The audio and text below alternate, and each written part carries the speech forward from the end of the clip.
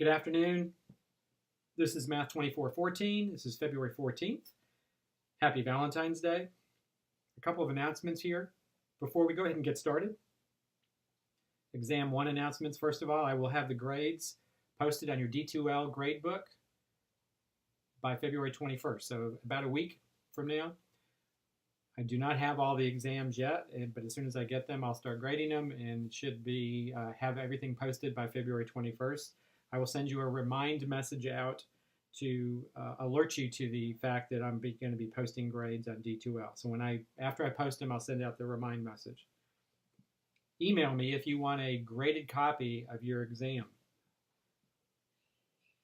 Homework announcements. You had homework due this last February the 11th. I will be posting those by the end of this week as far as the grades go. And I will not have any homework due this week, so no homework due on February the 18th. Today we're going to go back and look at integration by parts, do a little bit of reviewing from what we did in last lecture, and then look at some more involved problems where you have to use integration by parts several times. And then we're going to look at integrals involving trig functions. All right, so let's go ahead and get started. So first of all, integration by parts.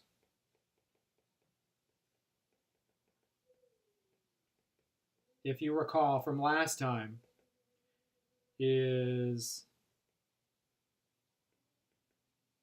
this form, that if you have an integral in the form u dv, that you can rewrite it as u times v minus the integral of v du. Right? It's kind of like a little formula for looking at a parts problem. And so what I want to do, first of all, we looked at several examples last time. I do want to work through a couple more examples just to kind of remind you of some things with integration by parts. And then we will go ahead and look at some more involved problems with integration by parts where some things happen that are kind of unexpected. Okay, so let's just dive right into this. Start off with an example, a definite integral from 0 to 1/2 of arc cosine x dx. Now this is definitely not a function that we know a basic integral form for. And it's not something where you would look at this and say, well, that's an integration by parts problem because there's no multiplication there. But sometimes a function like this, parts works perfectly for. Now remember, the idea here is to pick u and dv, and you must be able to integrate dv, right? Especially, that's the important one, is that dv. So whatever you put there in place of dv, you have to be able to integrate that. So it doesn't make any sense to put arc cosine there because you have to be able to integrate it. So we put arc cosine over here with u, and with dv we simply put dx. dv and dx will be the same thing. All right, so now we differentiate arc cosine x, and so we get du to be -1 over the square root of 1 minus x squared dx. V, on the other hand, if you integrate both sides there, right, you have integral of dv equals integral of dx, like that, and so you just get v is equal to x.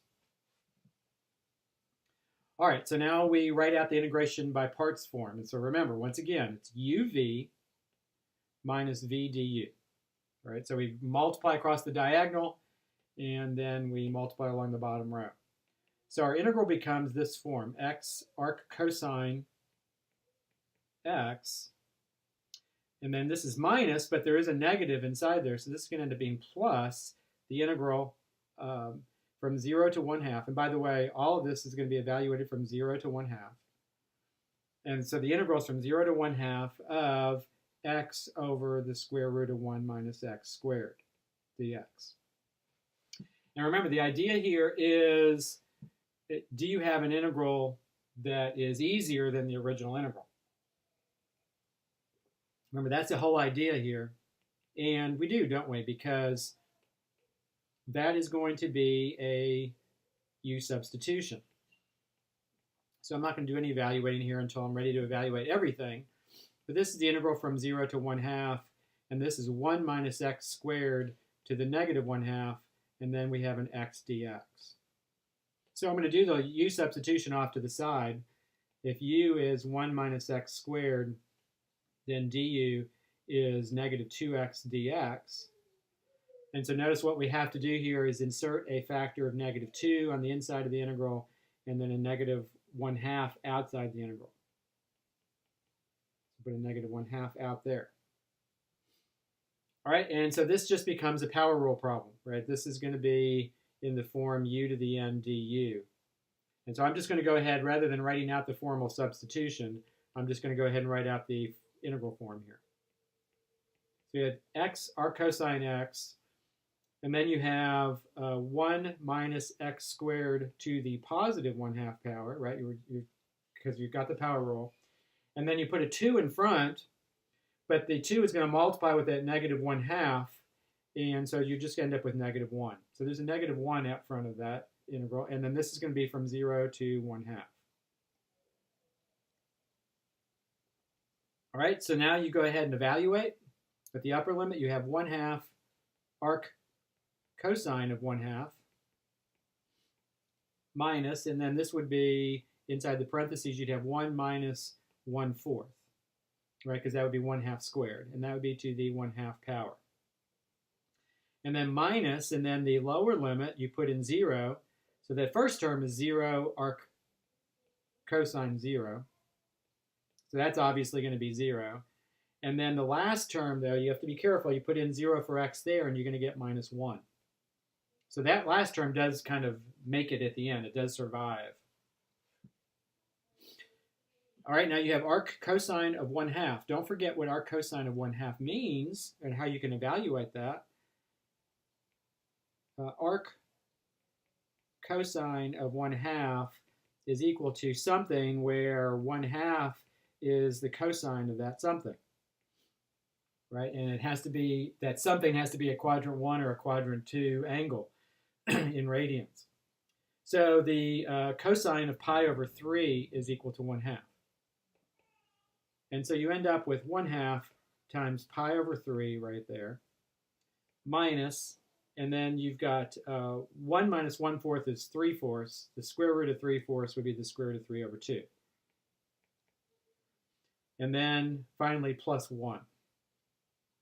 Right, and so we get pi over 6 minus the square root of 3 over 2, and then plus 1. And there'd be no reason here to go any further than that. I mean, you could write a decimal for that if you wanted to. That'd be fine. But that would be perfectly good just to leave that exact form for the value right there. Okay. So the next problem I want to look at, let's look, so we're going to look through a couple of examples here just to get us kind of our heads back in the game as far as integration by parts. So let's look at t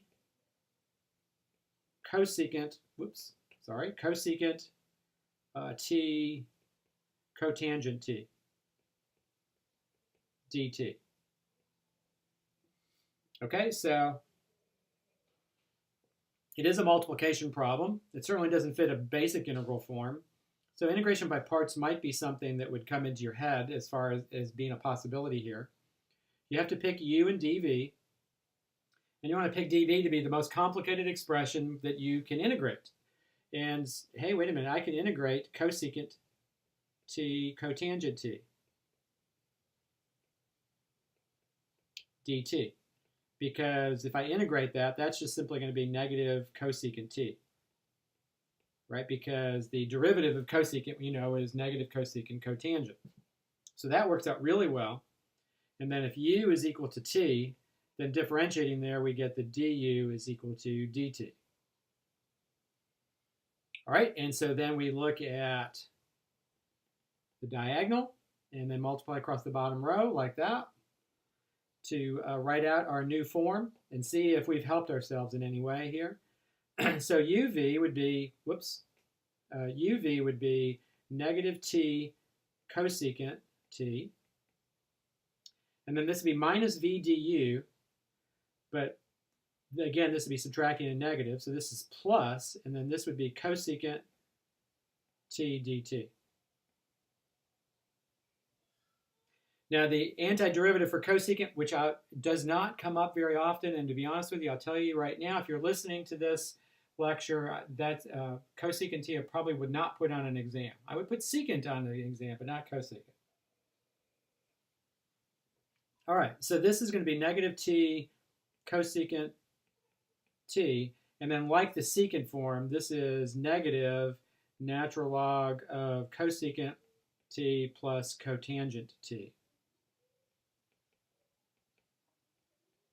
Like that, and then plus c. And there would be our antiderivative. So it falls out really nicely there once we've done that. All right, the next problem I want to look at to kind of remind you of something we've talked about in class already in lecture last week. If you have this integral, x e to the negative 4x, and let's say x squared e to the negative 4x dx. Remember, in this format, the table form of integration by parts, the table form of parts makes the most sense here because of that power of x in there, and the exponential function's the other factor. And so recall how we do this, the table form of parts. Make two columns. One we'll call the derivative column, one we'll call the integral column. In the derivative column, we put x squared, and as we differentiate, we get 2x, 2, and 0. And in the integral column, we put e to the negative 4x, and we integrate. Now be careful, this is negative 1/4 e to the negative 4x. I get students all the time telling me that that's negative 4 e to the negative 4x, but you're differentiating when you do that. And then plus 1/16 e to the negative 4x, and then minus 1 over 64 e to the negative 4x, right? Because you keep on getting negative 1/4 e to the negative 4x's in there.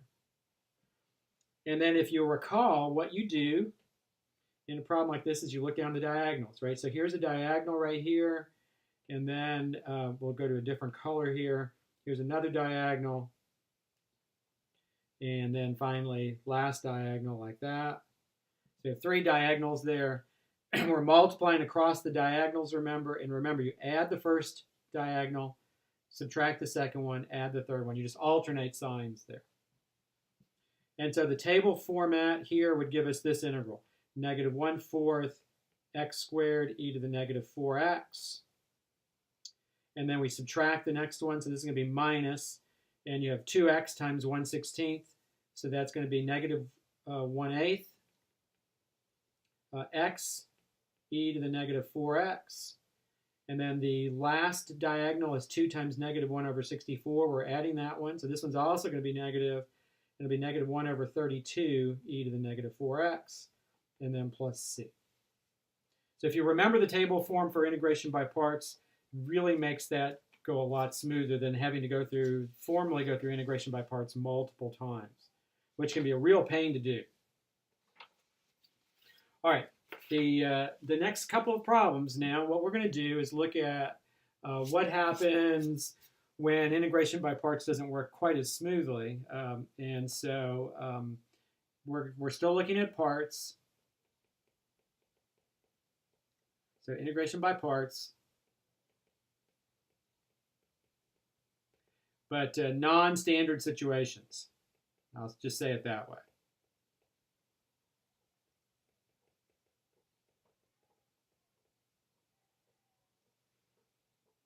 Okay, so let's look at our first problem here. So this is the integral we're looking at. It's e to the 3x cosine of 2x dx. Okay, so it's a multiplication problem. I've got some factors in there that I can integrate. So it certainly seems, and it doesn't fit a basic integral form. So it certainly seems like parts would be a logical way to go in this problem. So we're going to pick u and dv. Notice that with dv, you could really put both the exponential function and the trig function in there. It's going to work out either way because you can integrate both of those. So I'll put e to the 3x over here with u, and I'll put cosine of 2x dx over here with dv. Okay, so now we differentiate u, and we get 3e to the 3x dx. And then with v, we integrate here, Be careful you're integrating. So this is going to be 1/2 sine of 2x, like that. All right, and then we go down the diagonal, right? We multiply across the diagonal, then we multiply across the bottom row. And we look to see if we've helped ourselves in any way whatsoever here. So you have 1/2 e to the 3x sine of 2x across the diagonal, and then minus, and then this is going to be 3/2, because you have a 3 and a 1/2, times the integral of e to the 3x sine of 2x dx.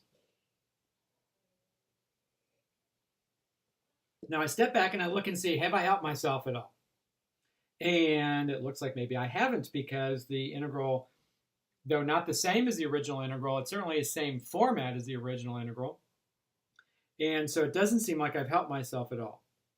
So I'm going to go ahead and try parts again.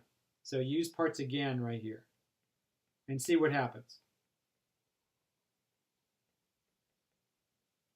Now, so that's just on the integral that we haven't evaluated. So, let's see. Let's pick u, and technically here you shouldn't use u and dv, I guess, again, because you've already used those in the problem. But I usually do that. I think it's going to be okay. So I'll let u be e to the 3x. Whoops, e to the 3x, and we'll let dv be sine 2x dx.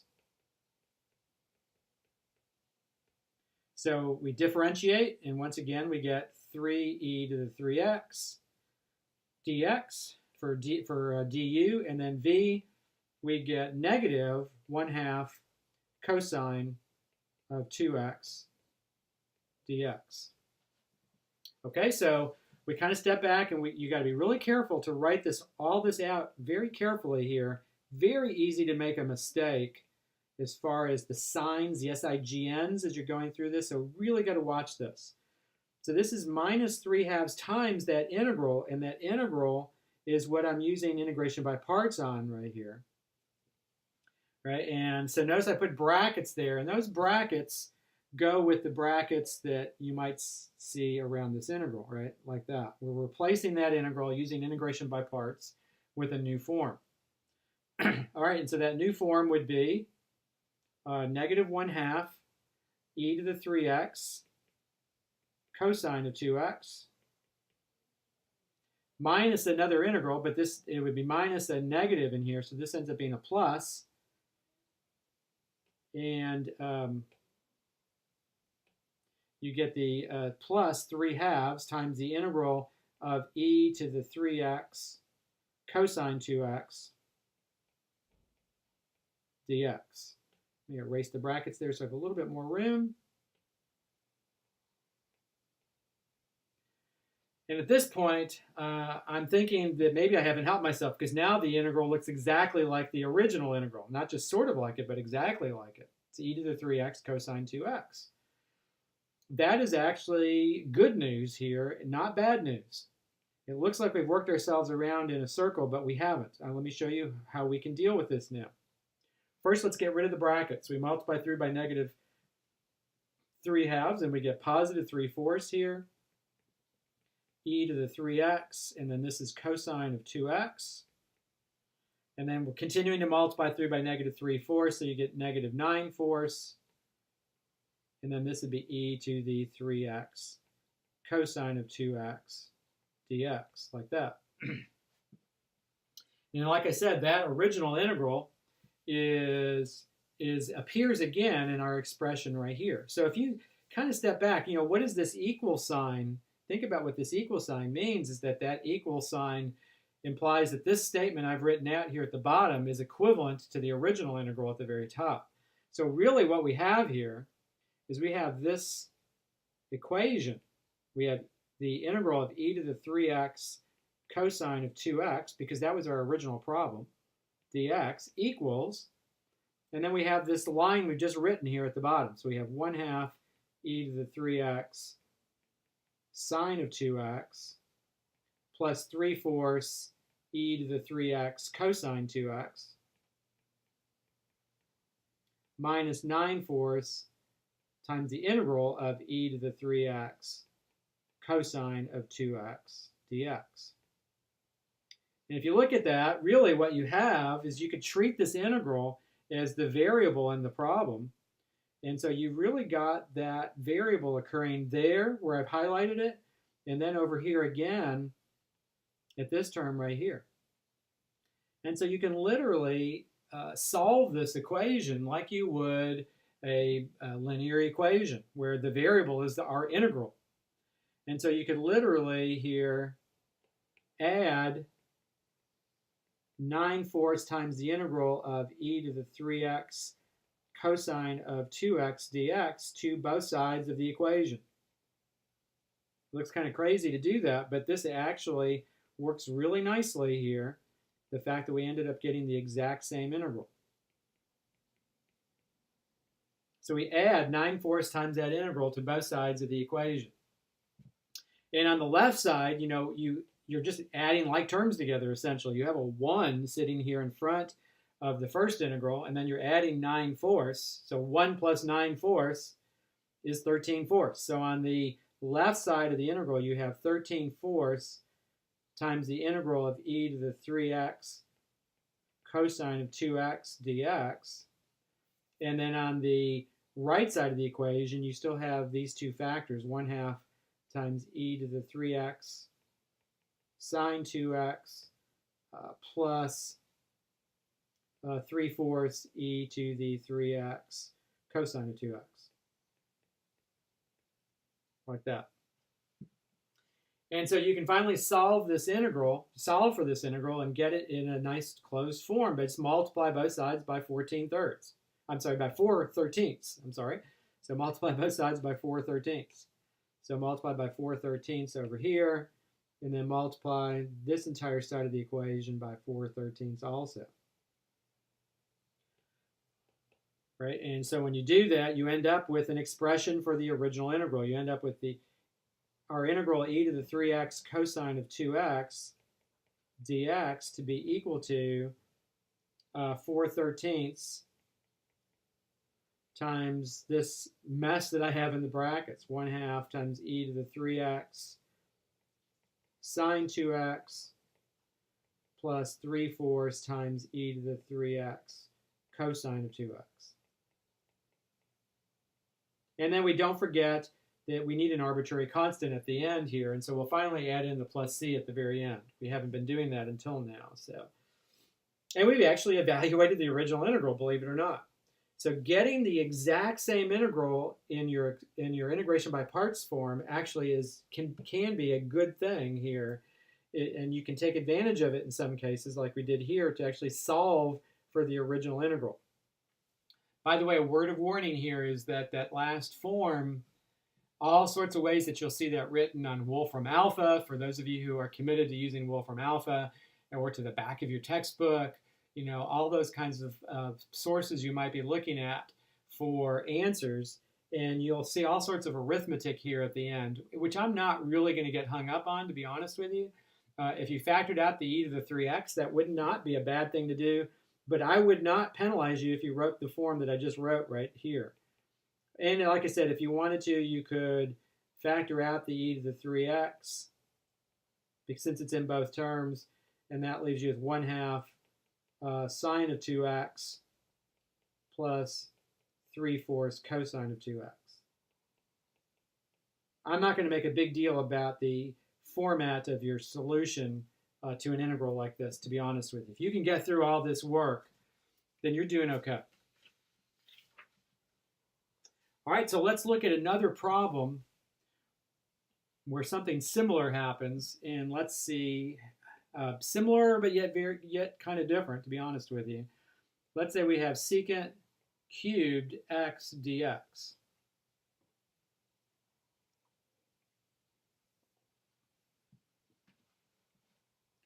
All right, so this problem seems like, first of all, it's a multiplication problem, but I don't see several different factors there. I've got 3 secants as factors there.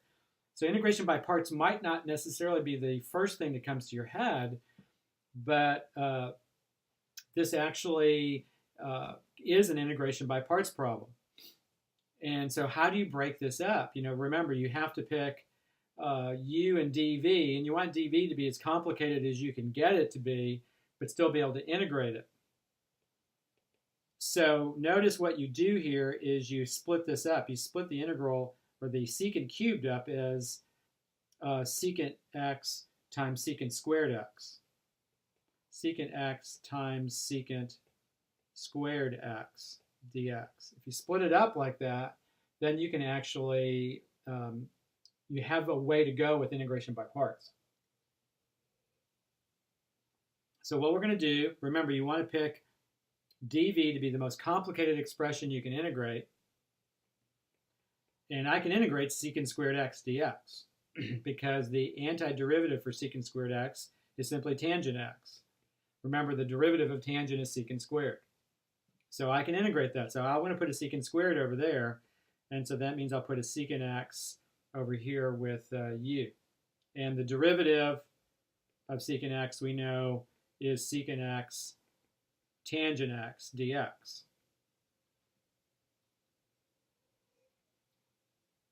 All right, so let's see what we've got here.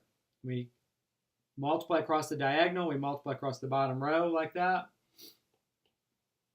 And so this integral becomes this form. You've got secant x tangent x minus the integral of secant x tangent squared x dx. All right, so now you could try secant x tangent squared x, and you could try integration by parts there again. But what you're going to find is that parts will lead you nowhere on this problem. It certainly seems like that might be a possibility, but parts leads nowhere right here. How do you know? How do you know? And then the answer would be try it and see. What you'll find is that you always encounter a integral that you can't do, that you don't have a form for at all, and it just doesn't help you to go that route at all. Or what you'll end up with is with everything canceling out, and you'll end up sometimes, and that's actually will happen if you do this problem a particular way, you might end up with this at the end. You might end up with the integral of secant cubed x dx is simply equal to the integral of secant cubed dx. In other words, that doesn't give you any information at all. Not anything where you could solve for secant cubed like that. So what do we do? Well, this is a place where trigonometry comes into play and kind of saves us. We take our form right here that we have, and what we're going to do is we are going to use a trig identity to rewrite that. So we have secant x tangent x is that first term minus, and then inside the integral here we get secant x, and then we have the Pythagorean identity for tangent squared, which is just that it's secant squared x minus 1. Right? And so let me point out that what I just did, make sure that you see this, I took tangent squared and I rewrote it as secant squared x minus 1. That's the Pythagorean identity. Remember, the identity says secant squared minus tangent squared is equal to 1. All right, so what does that do for me? Let's see. So you have secant x tangent x minus, and then multiply this out, and hey, you've got a secant cubed x sitting in there, and that was the original integral. So this is a good thing here, hopefully. We'll see what happens. And then minus secant x dx like that. And so we could split that up as two integrals, actually. So you have minus secant cubed x dx, and then plus secant x dx, like that. Now the secant x dx, we know the antiderivative for that. That is a basic integral form. And the secant cubed x, so what are we going to do there? Well, that's the original integral, right? This is the original integral. And so we can take advantage of that and solve for the original integral, just like we did on the last page. So let me write out the entire form here. What we have is we have the integral of secant cubed x dx equals, and then we've got this long form that I've just written out here. This would be secant x tangent x minus, and there's my integral appearing again, secant cubed x dx, and then plus that last integral, but we know that the antiderivative for secant is the natural log of secant x plus tangent x. So I'm going to go ahead and write out that basic integral form right there. And so what do we have here? We have a secant cubed x on both sides as an integral. So we add that to both sides of our integral, just like we would a variable. So we add secant cubed, the integral of secant cubed x dx to both sides. And so that would give us 2 times the integral of secant cubed x dx equals, and then let me write down what I've got left on the right side of the equation, which is secant x tangent x plus natural log of secant x plus tangent x. And then we multiply finally, so we're going to get 2 of those secant cubes. And so we're going to multiply by 1/2 there. And so we get our integral, right? The secant cubed x dx is equal to 1/2 times, and then we have these 2 terms, secant x tangent x plus natural log of the absolute value of secant x plus tangent x. And then close off the brackets, and then don't forget to put the arbitrary constant plus c there at the end. And so we've actually evaluated the integral. Definitely tricky, no question about it. But definitely something you need to be aware of, that you can sometimes integrate by parts twice, or sometimes you can get the original integral back, and that can work to your advantage to try to evaluate an integral. All right, so there's our review of integration by parts. And so now we're going to go on to our next section, which is kind of titled trig integrals. We want to look at integrals that involve trig functions and see if we can figure out some strategies for evaluating those. Now, I want to write down here, first of all, a nice little summary of stuff you need to know for this. Stuff you need to know from trig. This is a good page to print, and kind of have this in front of you as you're working through problems here and as you're studying for the next test also. First of all, you have the Pythagorean identities. You know that sine squared plus cosine squared is equal to 1. And so don't forget that gives you several different forms. It gives you that sine squared is 1 minus cosine squared, and that cosine squared is 1 minus sine squared. So don't forget those forms for that Pythagorean identity. You have another Pythagorean identity, secant squared x minus tangent squared x equals 1. And so some forms for that.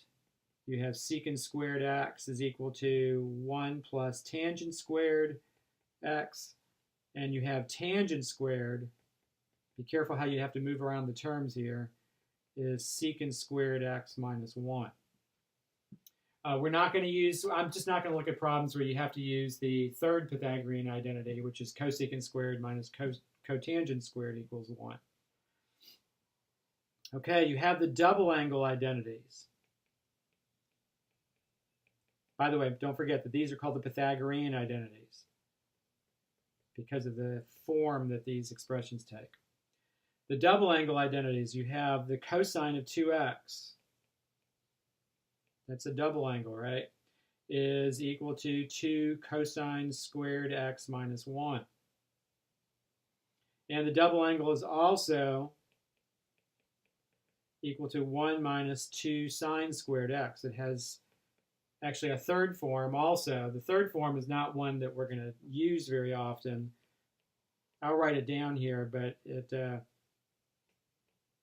goes like this, that cosine of 2x is cosine squared x minus sine squared x.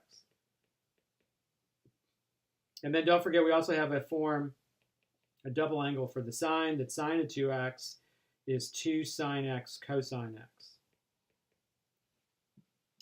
Now the double angles allow you, for cosine, these two forms right here allow you to solve for cosine squared and to sine squared, and these are really important forms that you need to know for cosine squared and sine squared.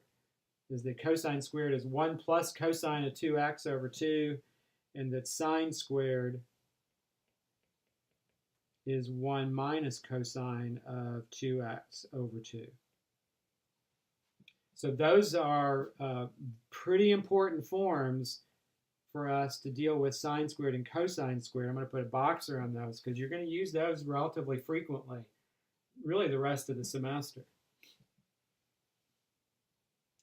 And then finally, don't forget the derivatives that you have, that the derivative of sine of x is cosine x. The derivative of cosine x is negative sine x. That the derivative of secant x is secant x tangent x. And the derivative of tangent x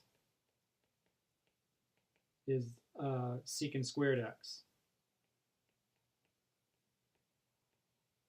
Don't forget that what I mentioned is that with cosecant and cotangent, we could write those equivalent identities down, but I'm just not going to look at problems that involve those. Don't forget that all of these forms have equivalent antiderivative forms, right? So you have the antiderivative of sine x is negative cosine x plus a constant. The antiderivative for cosine x is sine x plus a constant. And then please don't forget that you know that the antiderivative for secant x dx is the natural log of the secant of x plus the tangent of x plus a constant. And then finally, the antiderivative for tangent x is negative natural log of the absolute value of cosine x. Those are basic integral forms, but I definitely wanted to write those down. So this is a really nice page to have because these forms are all going to be forms that you're going to need as you go through this chapter. All right, so with that in mind, then let's jump into some problems and see if we can figure some things out here about integrals that involve trig functions. In particular, this is integrals that involve powers of sine x, cosine x, secant x, tangent x. That's what we're going to be looking at. And we're going to start off with some pretty simple examples to start off with here. And we'll gradually work our way into more complicated situations. So we're going to start off with sine cubed x cosine x dx. All right, we got a couple of powers of sine and cosine multiplied together here. And what you notice in a problem like this is actually a problem we would have already talked about this semester, because if we let u be sine x, then du is cosine x dx. And what do you have here? That this is simply the power rule, isn't it? That if you make the substitution, you get that this is the integral of u cubed du. And then easy antiderivative, that's just the power rule. So you have 1/4 u to the 4th plus a constant. And then at the end, you know that u is sine x, so this becomes 1/4 sine to the fourth x plus c. Pretty straightforward, right, by identifying that substitution. See, and what I want you to see is that if you can recognize that form, and when I say the form, that if you have a form that looks like this, if you have, and let me actually put this in a different color so it kind of stands out here, but if you have a power of sine x, and then that's multiplied by a cosine x. Now notice not a power, just a cosine x to the first power. That if you have that form right there, then you have the power rule automatically, because it's always going to be in the form u to the n du, right? Because the derivative of sine x is cosine x. And so if you think of that form right there, that's really helpful to say, okay, I know that anytime I have an integral that looks like that, I really just have the power rule, and I ought to be able to evaluate the integral without having to actually go through the substitution. So as an example, if we have sine to the 8th x times cosine x dx, notice this is exactly the form that we were just talking about. This would be u to the 8th. This would be du right here. This is just a power rule problem. And so this will be 1/9 sine to the 9th x plus c. And we've got the antiderivative written down right away. All right, next example, if we have sine to the 5th of 3x times cosine of 3x dx. Now notice the arguments on those two trig functions are the same. They're both 3x's.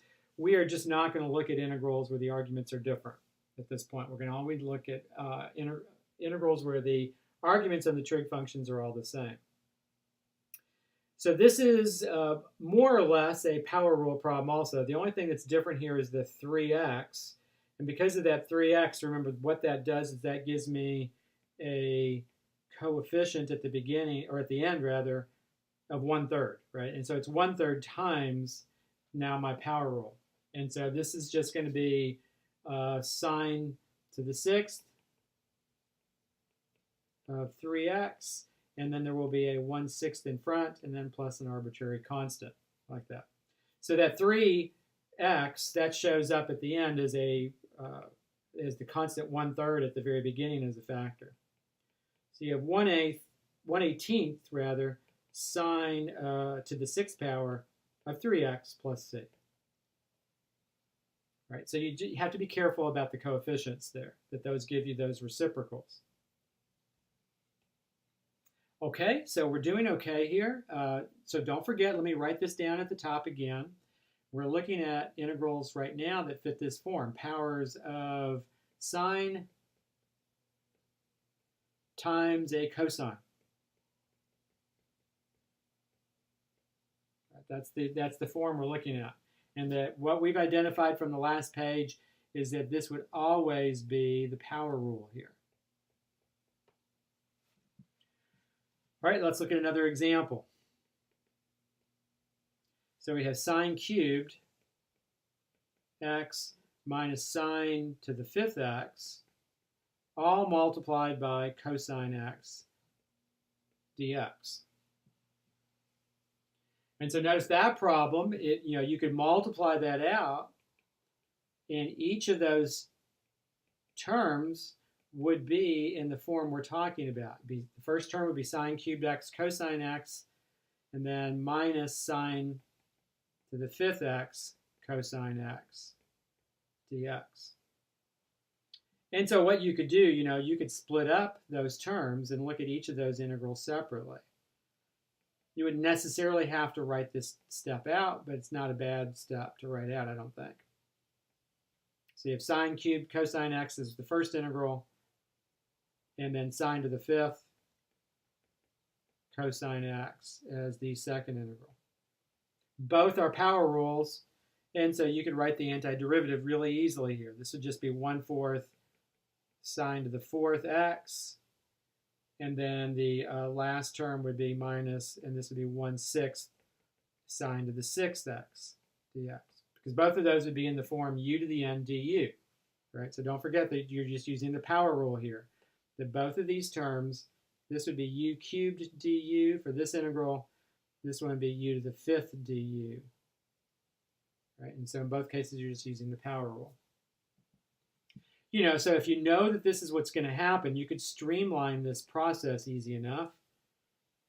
So in this problem, let's say we have sine to the 7th x minus 3 sine to the 5th x minus 1, all times cosine x dx. Right? And so you know that that cosine gets multiplied by each of those terms. And so the first term would be sine to the 7th times cosine. That would be a power rule, right? That would be u to the 7th du. And so that would be 1/8 times sine to the 8th x. Next term, you'd have 3 sine to the 5th times cosine. So that would be the power rule.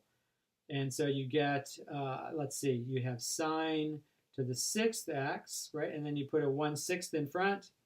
And it'd be 3 times 1/6 right there. Now the last term, be careful, that is not the power rule because that's cosine x times 1. And so the antiderivative, you're just finding the antiderivative for cosine x, which is sine x. So this is just sine x right here, and then plus an arbitrary constant. And then do any, you know, necessary cleaning up of the constants here. I could write the middle term as a 1/2. But other than that, nothing else too much to do there. All right, so the moral to the story, again, is if you have powers of sine times a cosine, then you have the power rule. And notice the same thing happens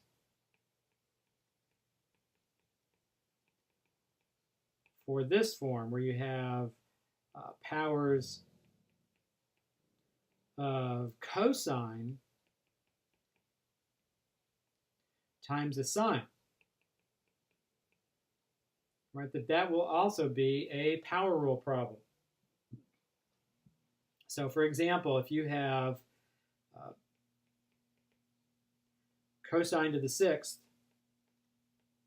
x times sine x dx, right? Well, if you let u be cosine x,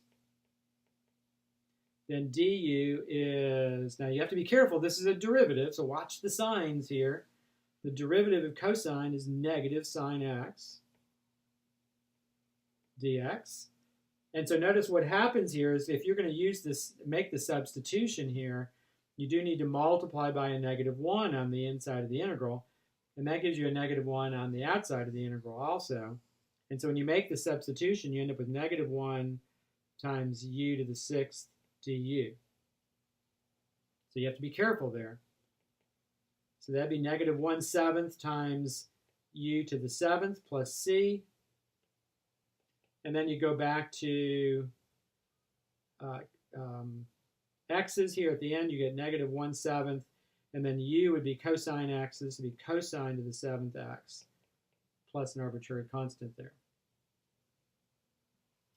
All right, so if you have powers of cosine times a sine, this is going to be a power rule also. All right, and so let's draw a box around that form right there. So it's basically the same idea as you saw for the sine function. All right, powers of cosine times the sine. So the moral to the story is if you have powers of sine times a cosine or powers of cosine times a sine, you're going to get the power rule. All right, so if we have cosine cubed x times sine x dx, like that, that would be the power of cosine times the sine.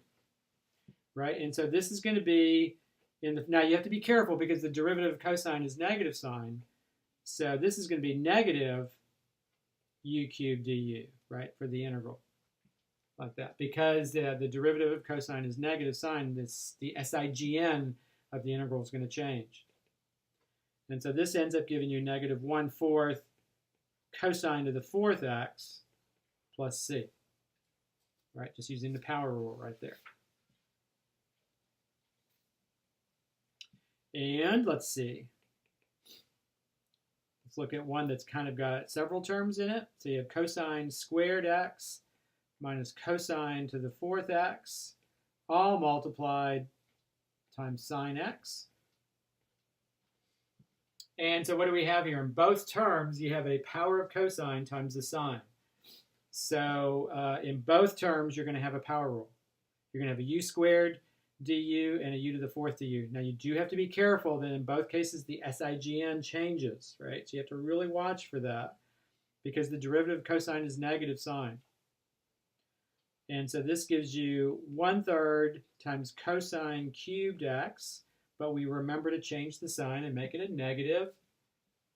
And then the next term, this is going to be plus 1/5 cosine to the 5th x, and then plus an arbitrary constant there, right? Watch the signs there. Remember that the derivative of cosine is negative sine, and so the signs all change. The SIGNs all change here. All right, so now let's start looking at problems where, all of these problems either had a sine or a cosine as a factor, a sine or a cosine to the first power. So what do you do when neither the sine or the cosine is raised to the first power? So this is our example, sine to the 4th x times cosine cubed x dx. And the idea here is to try to head for one of those forms. You want one of these forms. And when I say these forms, I'm talking about you either want powers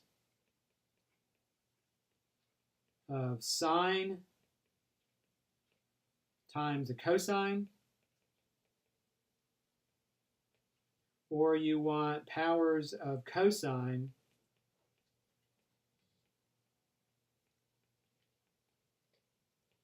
times the sine. Right? In both cases, those are going to be power rule problems. So in our problem, we don't have a sine or a cosine sitting off there by itself. So what we do is we actually split one off from one of those factors, and it does matter which one you try to do. Watch how I can do this. If I take sine to the 4th x and just don't mess with it, but I break off one cosine, so I have cosine squared times cosine x dx. Now, if you look at those forms right above, if I split off a cosine like this, what do I want the rest of it to be? I want the rest to be powers of sine, right? We want this to be powers of sine. That way we can get a power rule problem. Well, there's a way to do that because we have the Pythagorean identities, and this is where the Pythagorean identities come into play. So you have sine to the 4th x times, and then cosine squared would be 1 minus sine squared x. See, and sure enough, that's going to give me, when I multiply this out, powers of sine, right? Sine to the 4th x minus sine to the 6th x, all multiplied by the cosine. Yay, and so what do I have? I have powers of sine times the cosine. That gives me the power rule, and I ought to be able to write out the antiderivative here. This is going to be 1/5 times sine to the 5th x minus 1/7 sine to the 7th x, and then plus c. Now don't ask me, well, where did that cosine go? Remember, you're trying to write this integral as two terms that are in the form u to the n du. Right, and that cosine x is part of the du. The cosine x dx is going to be our du here, right? And so we are able to write down the antiderivative. All right, let's look at a problem that's, sometimes the algebra on these problems can be yucky. So let's look at this next one. Let's say we have cosine to the 4th x dx times sine to the fifth. Well, not dx, I'm sorry. Cosine to the fourth x times sine to the fifth x dx. Now, what I want you to notice on the last problem is it made sense to break off a cosine from the cosine cubed because the cosine cubed was raised to an odd power, right? And so when this was an odd power right here, when I broke off a cosine, it left me with an even power. And then I could use the Pythagorean identities to go from there.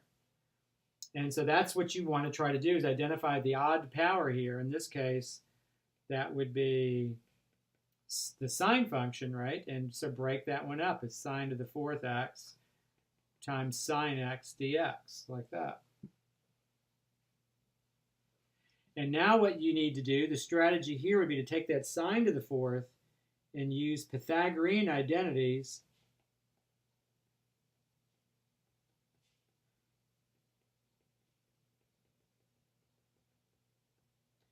to rewrite as powers of cosine.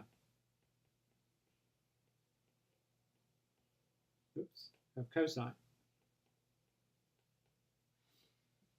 And so that's a little bit involved right here. First of all, so the algebra is yucky on this problem. Sine to the fourth x is really sine squared x squared. Everything else just kind of trails along. And remember, we want to write this as powers of cosine. And so what we have here is we have cosine to the fourth x times, and then sine squared is 1 minus cosine squared x using the Pythagorean identity. And then I can go ahead and square that, right? And I'm headed in the right direction. I go ahead and multiply all that out. Like I said, this gets yucky here. So this is 1 minus 2 cosine squared x plus cosine to the fourth x times sine x dx. And then finally multiply through using the cosine to the fourth using the distributive property. So you have cosine to the fourth x minus 2 cosine to the sixth x plus cosine to the eighth x. And so what do you end up with when you've multiplied that out? Those are all powers of cosine. Right? And that's what you're looking for is powers of cosine times that sine. It's got to be both of those things there. And so this could end up being a power rule, right? The only thing you have to remember is the derivative of cosine is negative sine. And so that changes the SIGNs of all these terms. So this is negative 1/5 cosine to the fifth x, and then plus 2/7 times cosine to the seventh x, excuse me, and then minus 1/9 cosine to the ninth x, and then plus an arbitrary constant. So remember that the derivative of cosine is negative sine, and so that would change all the SIGNs in this problem. So something to kind of watch for. All right, so now let's, what happens if you don't have any odd powers? So that's our next question. What if there are no odd powers? Then what? Right, and so let's look at a problem here. Let's look at just something really simple. Let's start off with cosine squared x dx. All right, so there's only an even power of cosine here. So this is where you use these identities that we talked about earlier in the lecture today. Use the idea that cosine squared x can always be rewritten as 1 plus cosine of 2x over 2, and that sine squared x can be rewritten as 1 minus cosine of 2x over 2. You're going to use those identities a lot in this chapter, so please make sure that you are kind of have those in your head here.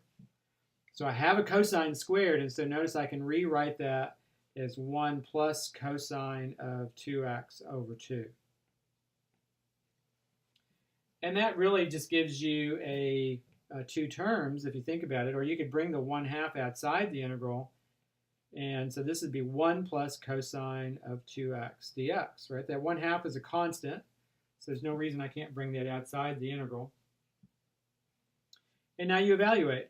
So this is 1/2 times the antiderivative of 1 is x.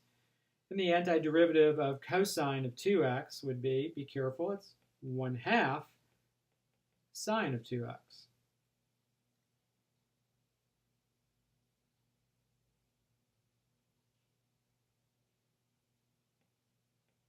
And plus c. And you're done, right? You can multiply 3 by 1/2 if you wanted to, or you could just leave it like that. Either way would be perfectly acceptable. All right, it starts getting a little bit trickier as you look at combinations of sine and cosine where all the powers are even. So if we have sine squared x times cosine squared x dx, let's say we have that multiplication problem. Now, it will not work to break off a sine or a cosine here because there's no way to use the Pythagorean identities to write the other factor as powers of the other function. It's just not going to work. So what we do is we use the identities that we have at the top here. And so sine squared would be 1 minus cosine of 2x over 2. Cosine squared would be 1 plus cosine of 2x over 2. So I use both of those identities. And now I can take out, I have 2 1/2s in there, so I can take that factor out as a 1/4. And then I've got 1 minus cosine of 2x times 1 plus cosine of 2x dx. Now, notice that's just a plus b times a minus b, right? If you have a plus b times a minus b, that's a squared minus b squared. That's the difference of two squares, right, from algebra. And that's what I have right there. I have a plus b times a minus b. So I can use that to multiply this. And so this would be 1 minus cosine squared of 2x.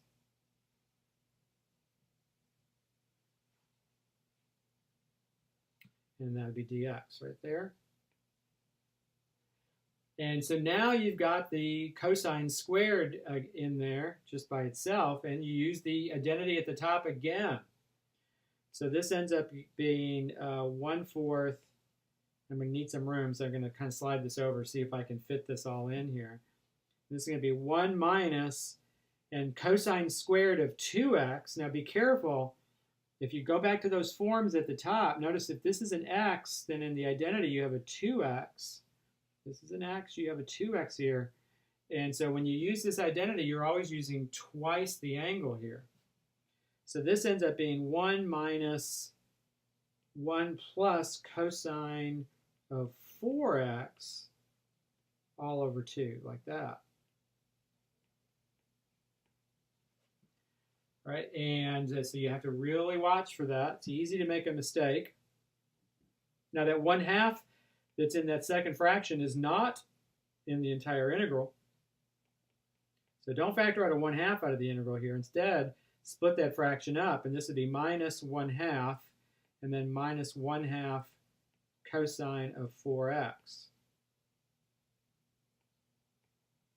dx, like that. And then I could combine the 1 and the 1/2 and leave me with a 1/2 minus 1/2 cosine of 4x dx. And now, finally, I'm ready to write down the antiderivative and finish the integral. This is going to be a 1/4 on the outside, and then on the inside, you're going to have the antiderivatives would be 1/2 x And then be careful when you find the antiderivative for cosine of 4x, you end up with a coefficient that's the reciprocal of that constant. So you end up with a 1/4 out there. Times the 1/2 that's already there, you get a 1/8. And then this would be sine of 4x, like that. That's it's kind of tricky. You have to be careful about the signs.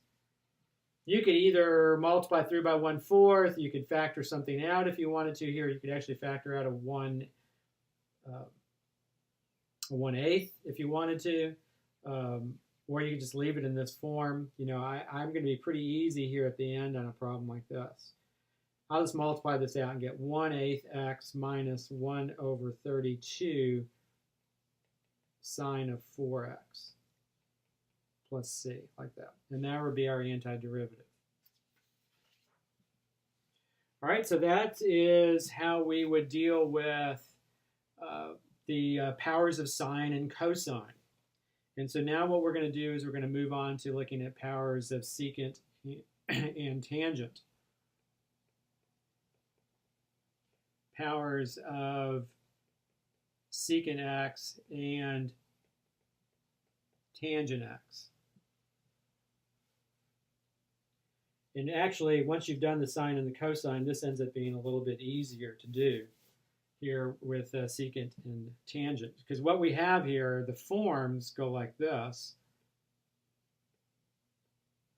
That if you have powers of tangent,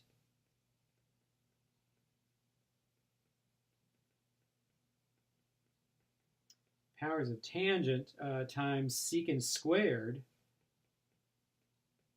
In other words, if you can break off a secant squared here, that's going to be a power rule problem. And the same thing is if you have powers of secant right here, right? The derivative of secant is secant tangent. And so if you have powers of secant times secant x tangent x dx, right, that you're going to get the power rule, right? Both of these forms are power rule. Both of these forms are the power rule.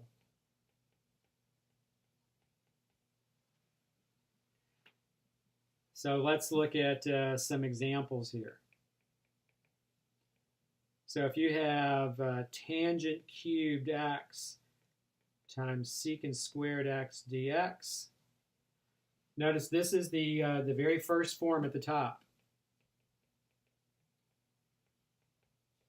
right? Because it is a power of tangent times secant squared. And so this is really just u cubed and du. This is just a power rule. And so you end up here with 1/4 tangent to the 4th x plus c. And like we've seen with sine and cosine, if you have several terms that are like that, you can certainly use the distributive property and work out an integral like this pretty efficiently. Now remember, you have to have a secant squared out there times powers of tangent, like this one is right here. So this is just two terms that are power rule problems, right? This is going to be u right here. This is going to be u to the 5th. And then this would be du. And so you end up with 1/2 tangent squared x minus 1/6 tangent to the 6th x plus a constant. Not too bad, not too bad. All right, the next problem, all we're doing now is kind of working through some examples here to show you how this would work. So let's say we have tangent cubed x times secant to the 4th x dx. Notice I don't have a power of secant, I don't have a secant squared sitting off to the side, and I don't have a secant tangent, but I can manipulate the powers here to my advantage. I have tangent cubed x, and if I take the secant to the 4th and I break it up as secant squared x times secant squared x, right? And there's my secant squared sitting over there. And so then what do I want to do? I want to write this as powers of tangent. And so I use the Pythagorean identity, and I take secant squared and I rewrite that as 1 plus tangent squared.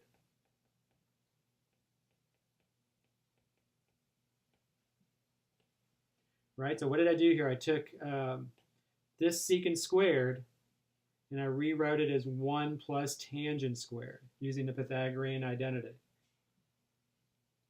And now I've pretty much got the form I need. I just need to multiply this out. I get tangent cubed x plus tangent to the 5th x times secant squared x dx. And so this would be u cubed, and this would be u to the 5th, and this would be my du over here. And so you end up with 1/4 tangent to the 4th x plus 1/6 tangent to the 6th x plus a constant. All right. If we had secant cubed x, right, let's see, let me back off on that. Let's say we have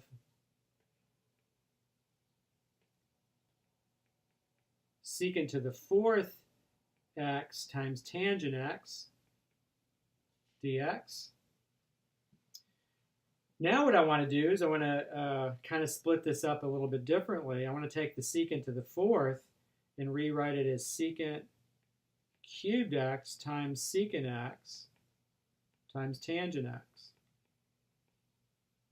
So you see I took the secant to the 4th and rewrote it as secant to the 3rd times secant. Right? I took this term, or this factor, I'm sorry, that factor, and split it up into these two factors. But notice what that gives me when I do that is secant tangent. There's a secant tangent, and that's going to be my du. And secant cubed, there's going to be u cubed. This is just a power rule. It's the power of secant times secant tangent. And so now I can rewrite this simply as 1/4 secant to the 4th x plus c. So the moral to the story there is if you can break off a secant and a tangent, then you can rewrite the integral in the form that you want. Or you can rewrite it as a power rule. So let's say we have secant to the 5th x tangent cubed x dx. So now you have basically two options. You can either break off a secant and a tangent, or you can break off a secant squared. And you see which one works. Sometimes both will work, by the way, and sometimes it's only going to be one way. You just try it and see what's going to happen. So if I broke off a secant and a tangent here,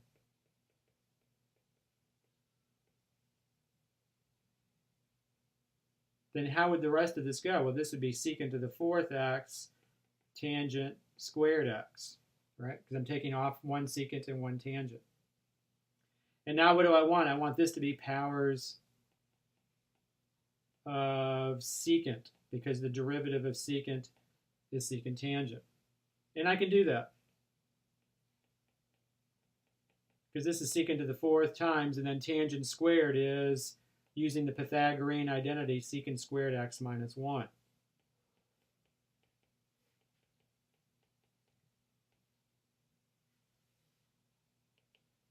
And then multiply this out. And so you have secant to the 6th x minus secant to the 4th x, right? And sure enough, you've got the power rule. And so this would end up giving you 1/7 secant to the 7th x minus 1/5 secant to the 5th x plus a constant. And you've got the antiderivative. All right, like I said, sometimes you can do these problems two different ways, and you'll get answers that are not the same, but they are equivalent. So now let me give you, I'm not going to work through the whole example, but let me show you this problem. If you have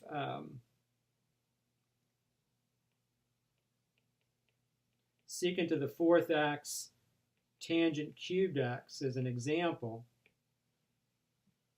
Notice you could break off a secant squared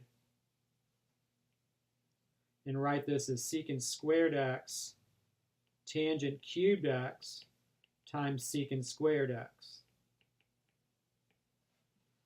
Right, and then once you've broken it off as secant squared times tangent cubed, you want that to all be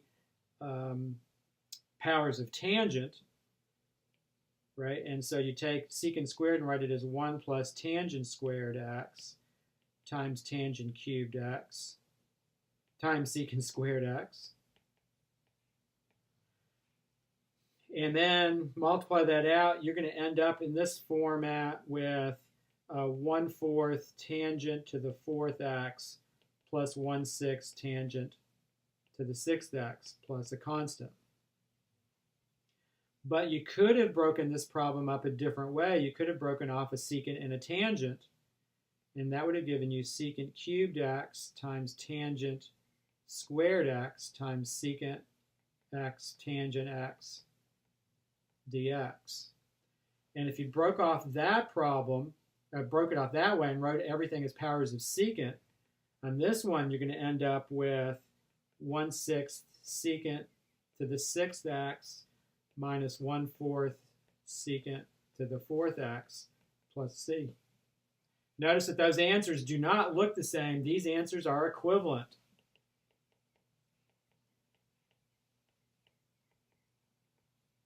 So something you need to be aware of in these kinds of problems is that sometimes you end up with problems that don't look anything, or answers, antiderivatives that don't look anything alike, but they end up being equivalent.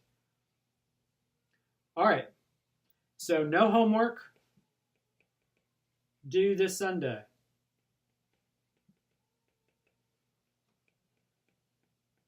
All right, please be working on textbook homework, and then we'll pick up with regular weekly homework next week. We'll be moving on to trig substitutions next Monday and partial fraction decompositions on Wednesday. So everybody have a great rest of the week. Please get started on working on some of the practice on these problems. It's very important that you do that. Have a great weekend, and I will talk to you on Monday.